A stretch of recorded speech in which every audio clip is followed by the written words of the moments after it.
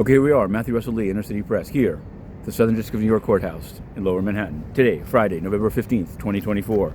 Now, what should we begin with? Obviously, there's a lot of nominations, and finally they've hit here, downtown. Jay Clayton, nominated to be the replacement to Damian Williams. It didn't work last time. Will it work this time? Berman refused to go. Will Damian? I don't think so. I think he will go. Also, at the Justice Department, two of Trump's lawyers in the New York criminal case that we covered, Todd Blanche for number 2 in DOJ, and Emile Bove, or Bove? Bove. I'm going to go with Bove. For number 3. Bove was a prosecutor here when we first started covering SDNY. He was in the Najad case. You can look it up. There were some discovery issues.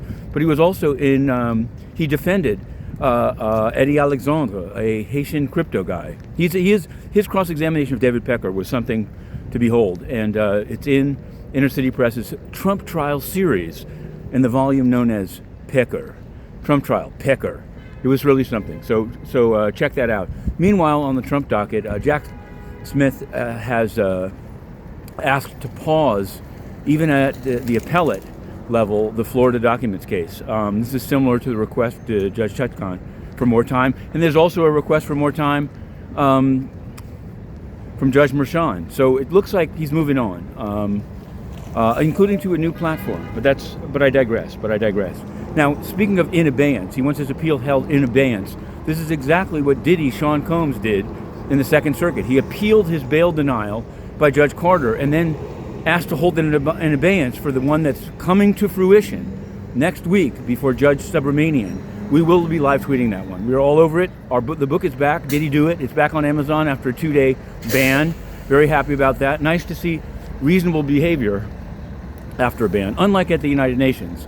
Regarding which, here in the Southern District, yesterday, and I see this as election related, to be honest with you, there's a case by survivors and families of the deceased of October 7th against UNRWA, the UN Relief and Works Agency.